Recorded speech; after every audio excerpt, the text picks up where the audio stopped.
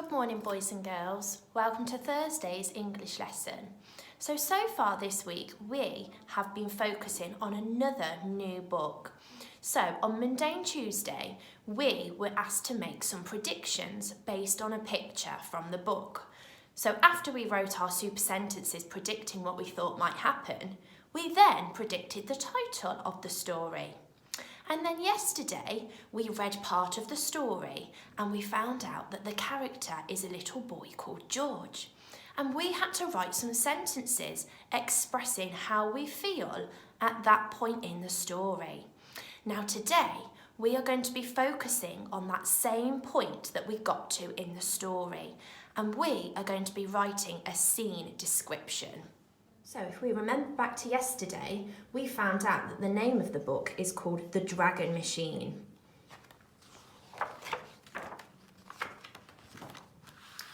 So George noticed his first dragon on a wet Thursday. The more he looked, the more dragons he saw. Unseen, ignored and overlooked, the dragons went unnoticed, just like George. So this is the scene that we are going to be describing today.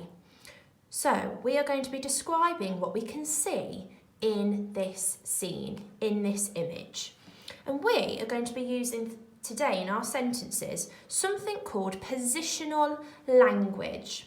And that refers to a place of where something or someone is.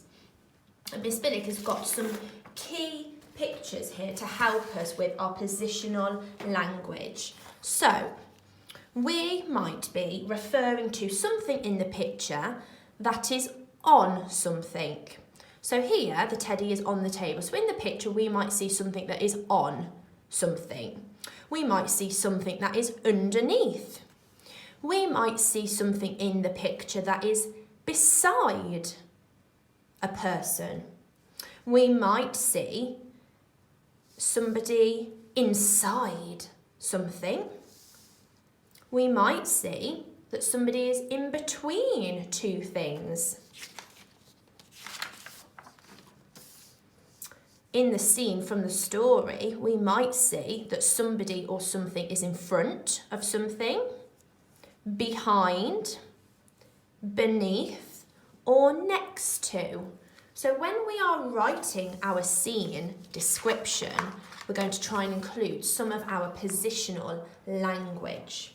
So back to the scene from the story. So I'm going to have a little look and see what I can find. So I can see George here and he is holding it looks like his toy dragon. I think it might possibly be this toy dragon from his bedroom. So let's see what else we can find. Oh, so there's lots of people on the pavement. So this busy street is our scene setting.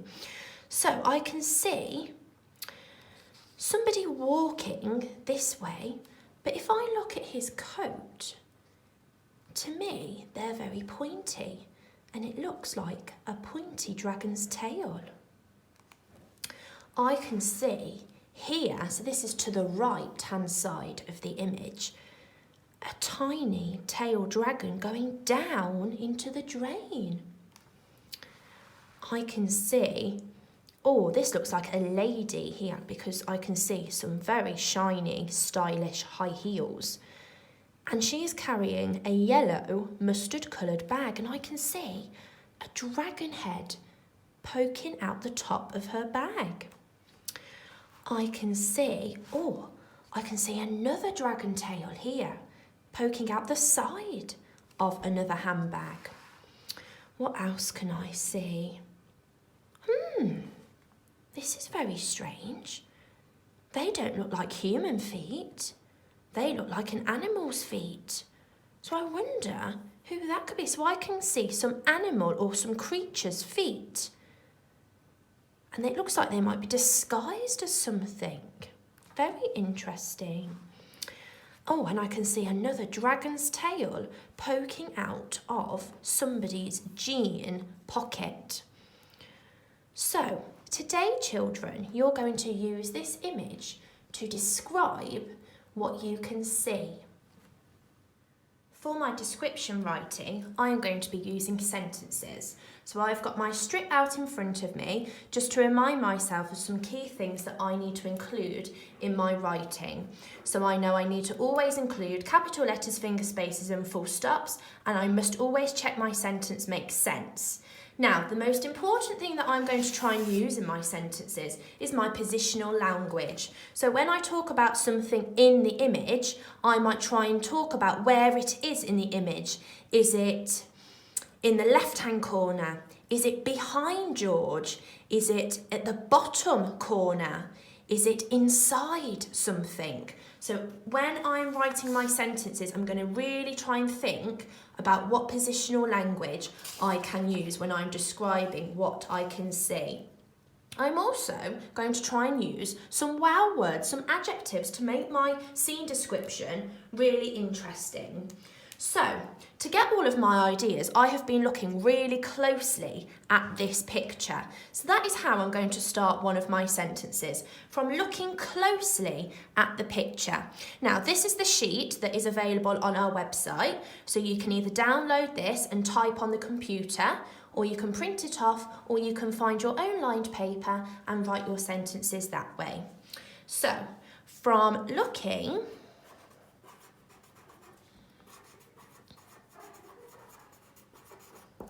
closely, because I've had to look really carefully to see these clues. From looking closely at the picture, I can see, and I'm going to start by talking about this little dragon's tail that I can see there. So I'm going to think about where is that in relation to the picture. So it's in the right hand corner and it's at the bottom of the picture. So I'm going to say in the bottom right hand corner. So I can see in the bottom right hand corner. From looking closely at the picture, I can see in the bottom right hand corner, instead of just saying a tail, I'm going to describe it using adjectives. I'm going to say a little. Now I'm going to use a comma because I'm going to say another adjective, a little thin, because it's really small and it is really thin. So a little thin dragon's tail. Now, if I can remember my learning from a few weeks ago, little thin dragon's tail is an expanded noun phrase. And I'm going to use a conjunction now and join a sentence together, and I'm going to explain that it is disappearing down the drain. So, which is disappearing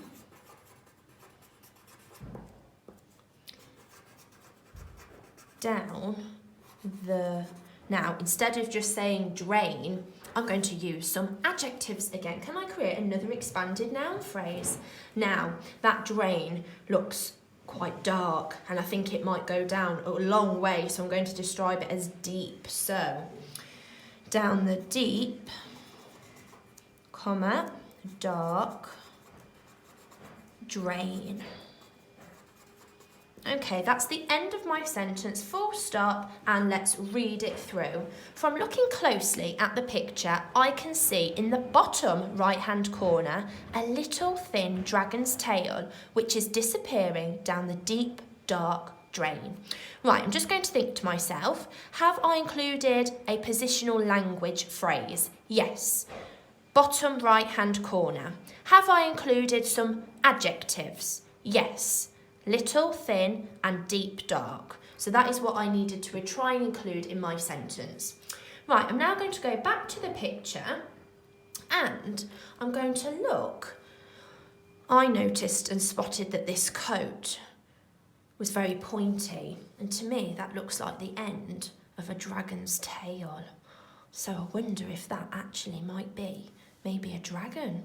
Maybe this person is as well. We don't know yet. So I'm now going to think, what positional language could I use for this person here? Now, they're not in the middle of the picture. They're not on the right-hand side. They are to the left of the picture. So that's how I'm going to start my sentence now. To the left side of the picture,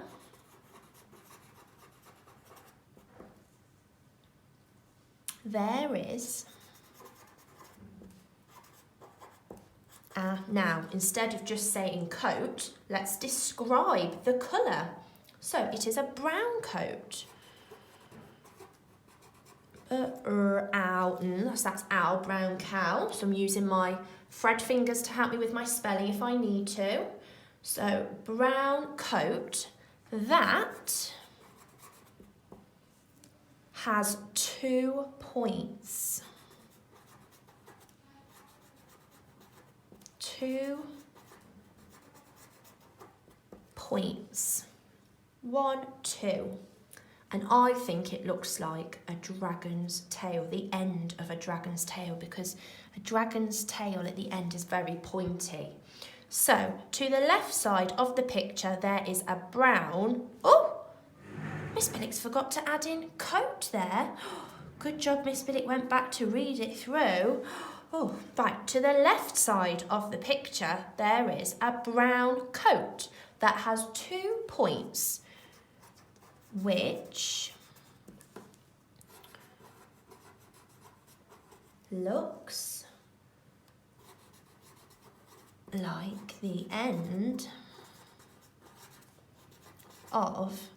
of a dragon's tail. Okay, full stop, because that is the end of that sentence. Now I definitely think I need to check it through again because Miss Billick left a word out. To the left side of the picture, there is a brown coat that has 2 points, which looks like the end of a dragon's tail. Yes, that sounds much better. Right, I'm now going to talk about... Oh, I think I'm going to talk about this picture, this person here, because in this bag I can see a little dragon's tail poking out. So now I'm going to talk about where George is and where this person is in relation to him. Now they're not behind him. Sorry, they're not in front of him. They are behind him. So I'm going to use the positional language behind. So I'm going to say also behind George. Now, if I write George, I need a capital letter because it is his name. Behind George, I can see...